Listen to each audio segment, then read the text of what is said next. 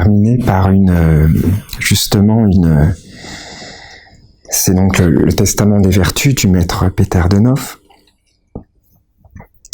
Et donc, on peut voir aussi un fil conducteur dans ces psaumes de la pureté, parce que je vais vous lire une essence de méditation que le maître avait donnée en lien avec la pureté, donc directement liée à la pureté.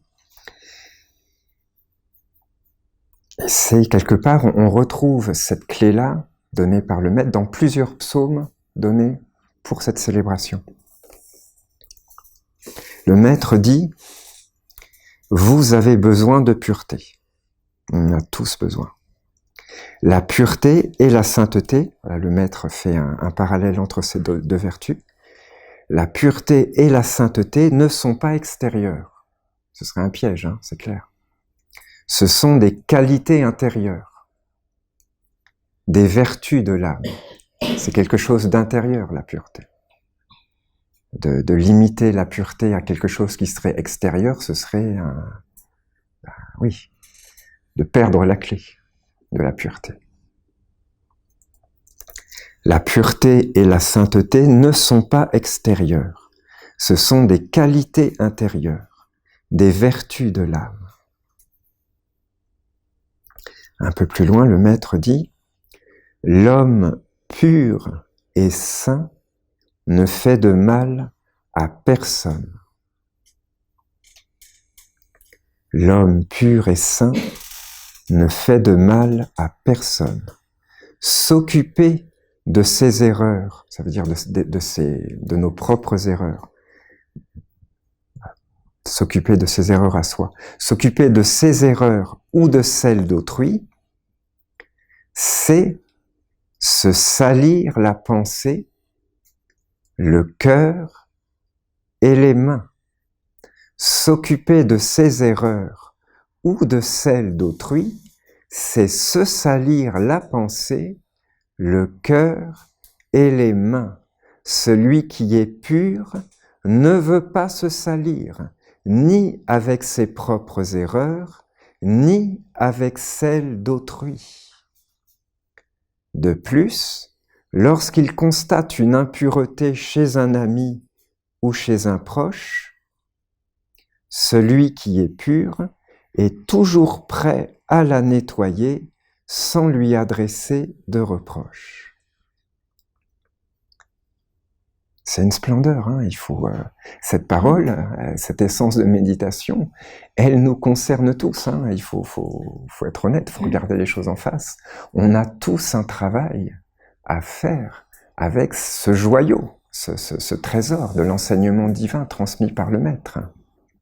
S'occuper de ses erreurs ou de celles d'autrui, c'est se salir la pensée, le cœur et les mains. Celui qui est pur ne veut pas se salir, ni avec ses propres erreurs, ni avec celles d'autrui. De plus, lorsqu'il constate une impureté chez un ami ou chez un proche, il est toujours prêt à la nettoyer sans lui adresser de reproches. C'est une splendeur, hein, et le maître a réellement incarné cet enseignement divin. Hein. Quand on regarde sa vie, justement, il ne voulait pas s'occuper il ne voulait pas parler du mal. C'est lié, hein.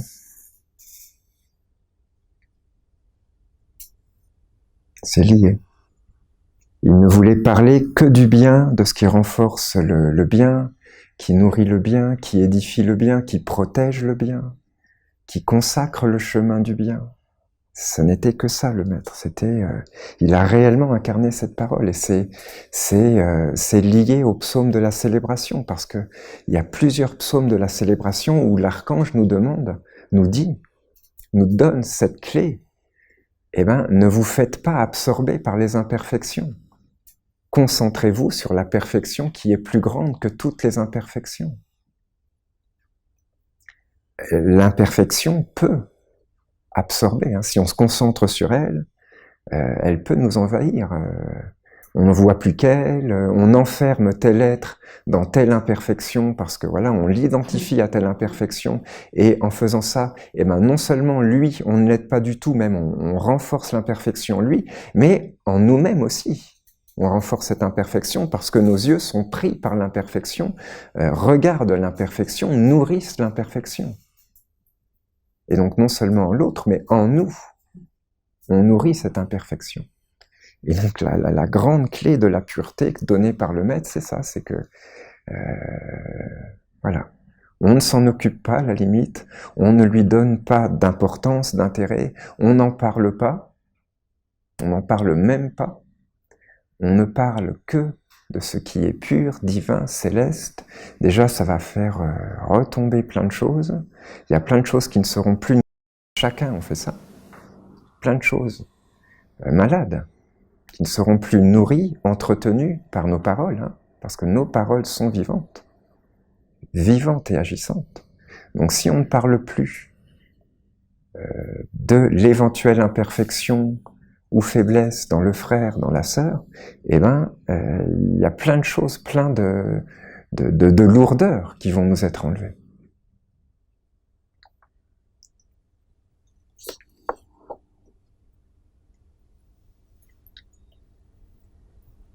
S'occuper de ses erreurs ou de celles d'autrui, c'est se salir la pensée, le cœur et les mains. Celui qui est pur ne veut pas se salir ni avec ses propres erreurs, ni avec celles d'autrui. De plus, lorsqu'il constate une impureté chez un ami ou un proche, il est toujours prêt à la nettoyer sans lui adresser de reproches.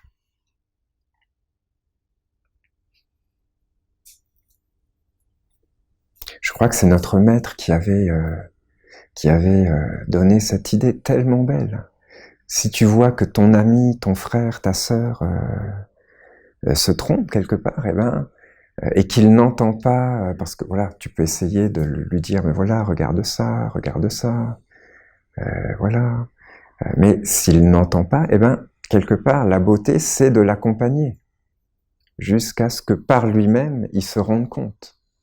De plus forcément chercher. Il y a une loi, tu peux dire jusqu'à 3 fois la chose, mais au bout de 3 fois, tu l'as dite, tu es délié, disons, de la responsabilité liée à la chose en question.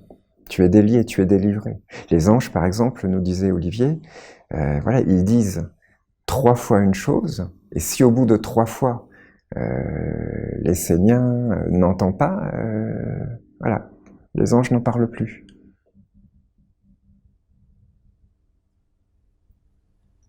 Mais par contre, ils vont pas forcément, ça ne veut pas dire qu'ils abandonnent la personne si la personne ou l'Essénien en question n'a pas compris ou ne réalise pas. Ils accompagnent jusqu'à ce qu'il y ait une désillusion.